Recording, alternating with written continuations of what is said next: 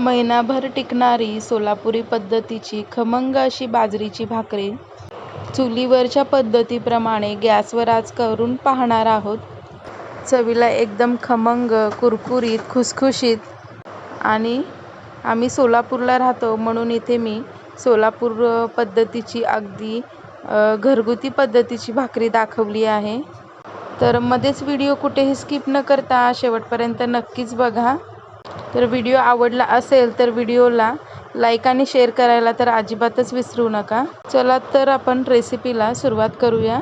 माझं नाव करिश्मा माने. मानेच रेसिपीमध्ये आपल्या सर्वांचं स्वागत आहे. विकतचं इथे मी बाजारामध्ये मिळतं तशा पद्धतीचं इथे मी बाजरीचं पीठ घेतलं आहे.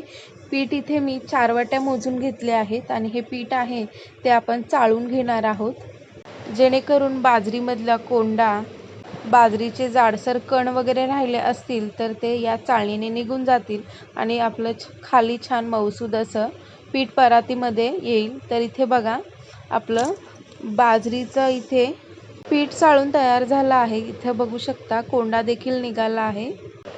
तर इथे बघा आपल्याला या बाजरीच्या पिठामध्ये काय करायचं आहे, चवीनुसार मीठ घालायचं आहे आणि इथे तुम्हाला हवं तर तुम्ही हळद देखील घालू शकता, म्हणजेच बाजरीच्या भाकरीला रंग छान येतो. पण मी इथे हळद घालणार नाही, नुसतेच आपले मीठ टाकून हे पीठ मळून घेणार आहे. आपण ज्वारीचं पीठ ज्या पद्धतीने मळतो त्या पद्धतीने इथे आपल्याला बाजरीचं पीठ देखील मळून घ्यायचं आहे. बाजरीचं पीठ मळत असताना थोडं थोडं करून पाण्याचा अंदाज घेत हे पीठ मळायचं आहे. जर बाजरी जुनी असेल तर थोडंसं पीठ या बाजरीला पाणी जरा जास्त लागतं आणि नवीन बाजरी असेल तर ती बाजरी खूप जास्त चिकट असते आणि मग त्याला पाणी देखील कमी लागतं.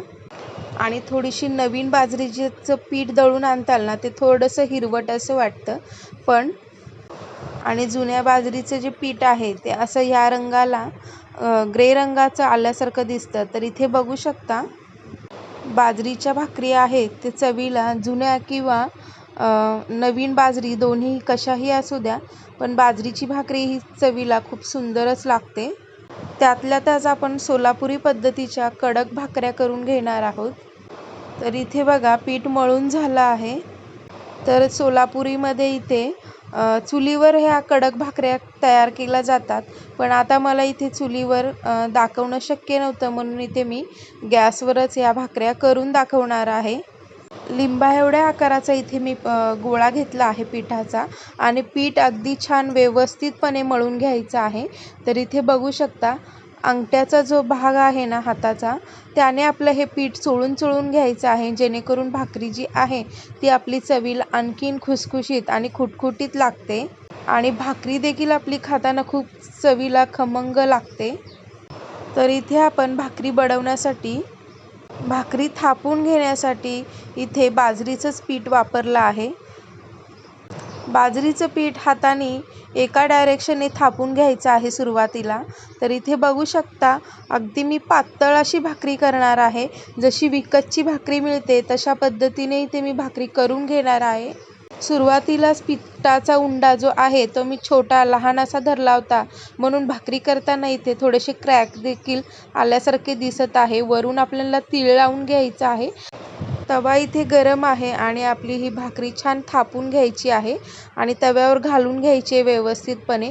भाकरी ही जी एकदम पातळ केल्यामुळे थोडेसे भाकरीला क्रॅक्स दिसत आहेत, पण काहीच हरकत नाही. आपली ही भाकरी जशी आपण चुलीवर करतो तशा पद्धतीची होते. तर भाकरीला सर्व बाजूने पाणी लावून घ्यायचं आहे. तर इथे बघा भाकरी टाकल्यानंतर लगेचच आपल्याला पाणी लावून घ्यायचं आहे आणि भाकरीचं वरचं पाणी जरा 2 ते 3 मिनिटांनी कोरडं झाल्यानंतर भाकरी जी आहे ती आपण उलटवून घेणार आहोत.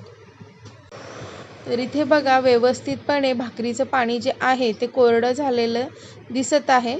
तर आपण एका उलटण्याच्या साहाय्याने इथे भाकरी आपण उलटवून घेणार आहोत. तर इथे बघा अगदी पातळ आणि व्यवस्थितपणे भाकरी वर आली आहे. तर इथे बघा भाकरी उलटवल्यानंतर दोन्ही बाजूने भाकरी छान अशी खरपूस भाजून झाली आहे.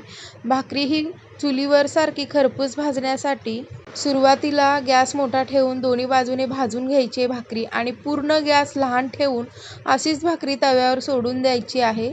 आणि इथे बघा कुरकुरीत आणि आपली मस्त खस्ता अशी भाकरी, कमी डाग लागलेली बाजरीची भाकरी तयार झाली आहे. तर इथे 4 वाटी पिठामध्ये मी साधारण 15 ते 20 भाकरी तयार करून घेतल्या आहेत. अगदी पातळ आणि कागदासारख्या कुरकुरीत भाकरी इथे तयार करून घेतल्या आहेत. तर इथे बघू शकता भाकरीला रंग देखील फार सुंदर असा आलेला दिसत आहे. ही भाकरी 1 ते 2 महिने सुद्धा छान टिकून राहते. तर इथे मी तुम्हाला एक भाकरी तोडून देखील दाखवते. ते बघू शकता किती पातळ अशी भाकरी झाली आहे. लगेचच आपली ही भाकरी हाताने तुटत आहे. अगदी कुरकुरीत आणि खुटखुटीत देखील झाली आहे. तर आवाज इथे बघू शकता भाकरीचा अगदी कुरकुरीत असा आवाज येत आहे. तर या पद्धतीने जर तुम्ही बाजरीची भाकरी करचाल ना, सहज 2 महिने तरी टिकतात. तर मंडळी, सोलापूर पद्धतीची भाकरी आवडली असेल तर व्हिडिओला लाईक, शेअर, चॅनेलला नक्की सबस्क्राईब करा. जर व्हिडिओ खूप जास्त आवडला असेल तर खूप जास्त लोकांपर्यंत नक्की शेअर करा. आणि माने रेसिपी सोलापूरचे व्हिडिओ आवडत असेल तर समोर असलेल्या बेल आयकॉन बटनला प्रेस करून नवनवीन नोटिफिकेशन सहजसे मिळवत राहा. चला तर मंडळी, मी पुन्हा भेटूया सोलापूर पद्धतीच्या अशाच नवनवीन रेसिपीमध्ये.